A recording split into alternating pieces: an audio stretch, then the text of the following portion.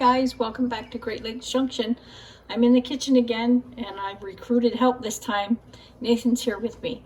We found some pork on sale for $1.99 a pound and thought we'd grab a bunch, and we really enjoy making our own sausage. So we thought we'd bring you along and show you how we do it. We've got our grinder here, so we're going to fast forward through it a bit so you don't have to watch the whole process. We've got 8 pounds here for English breakfast sausage. Very nice recipe. It's mild and it's great on a bun or with eggs or anything you might like it with. So hope you join us and we'll show you how it goes.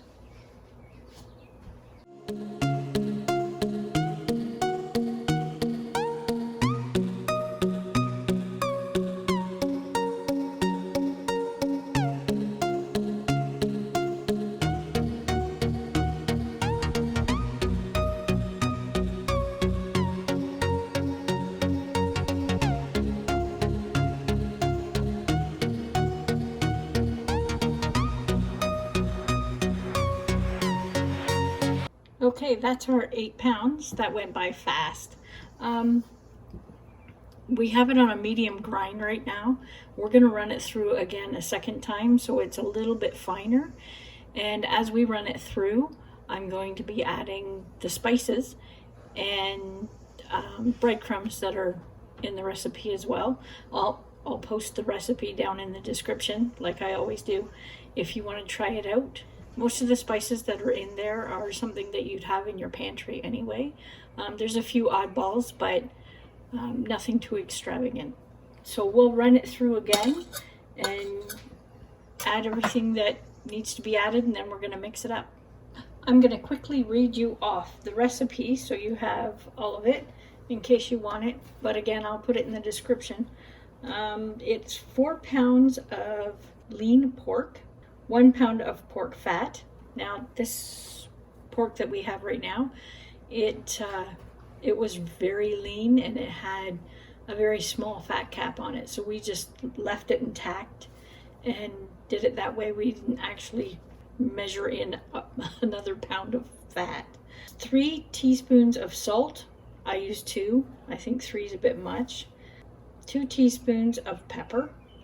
1/2 teaspoon of mace, 1/2 teaspoon of nutmeg, 1 teaspoon of sage, 1 teaspoon of onion powder. I also added 1 teaspoon of garlic, 2 teaspoons of thyme, 1 teaspoon of ginger, 2 cups of breadcrumbs, and this is for a 4-pound recipe, 4 pounds of pork. We've doubled it, so you're going to see a lot of bread going in here, and that's why. If you want to put these in casings, by all means go ahead. We don't. I usually make up patties with it. I freeze it in 1 pound increments, and then when we're ready to use it, I thaw it out and make patties with it and use it that way instead of doing the casings. But it can be done in casings, we just don't do it that way. So that's the recipe, and we're going to finish it up and you can see how that goes. And then after this, we're going to be doing some Italian sausage as well.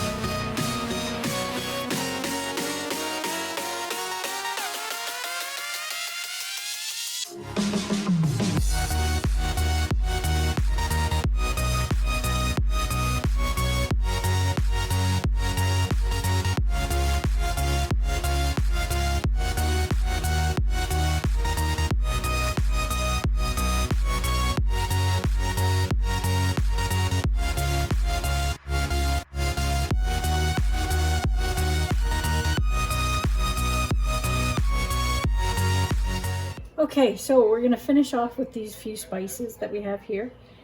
And when you're grinding meat like this, it's a really good idea to do it quickly as you can. Make sure the machine itself has time to cool off.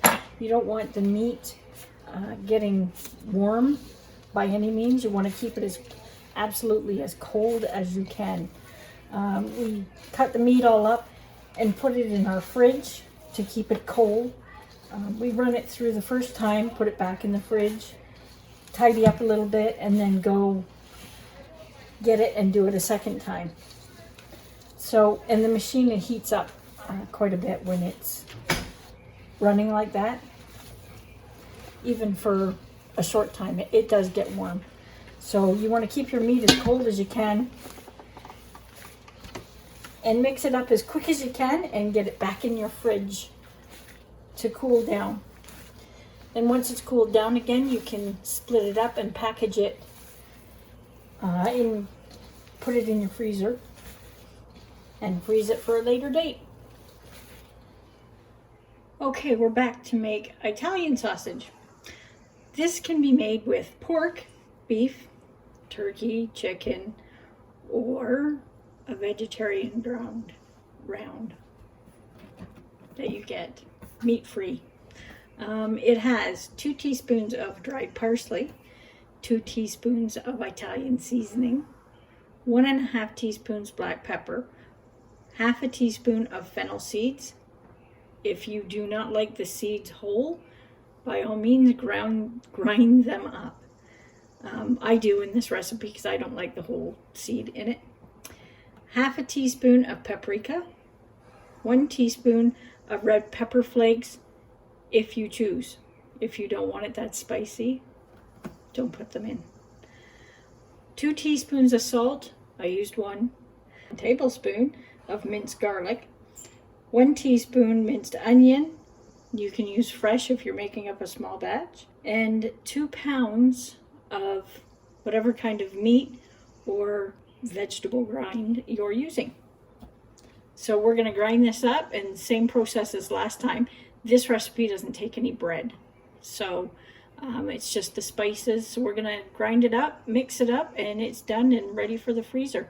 It's best to leave this for up to 24 hours to let it sit and for the spices to marry with the meat. If you don't choose to do that, that's fine, but it tastes better if you do leave it sit. So here we go.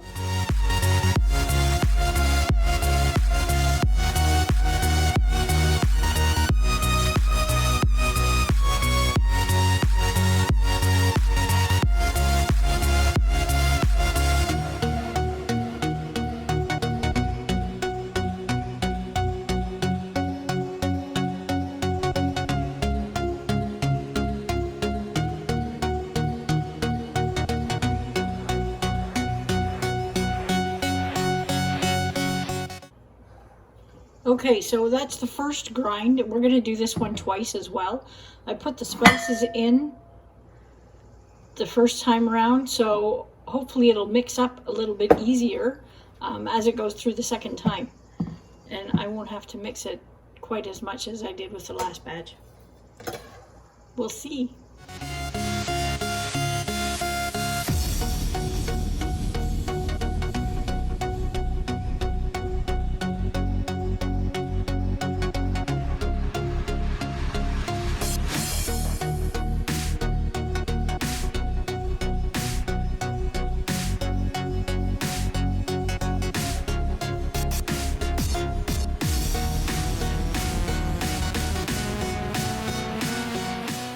Okay, that's it.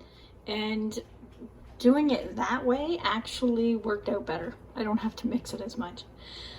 But that's it for the recipe. It's easy and tastes fantastic. And again, you can use it with any meat or vegetable ground. So that's it.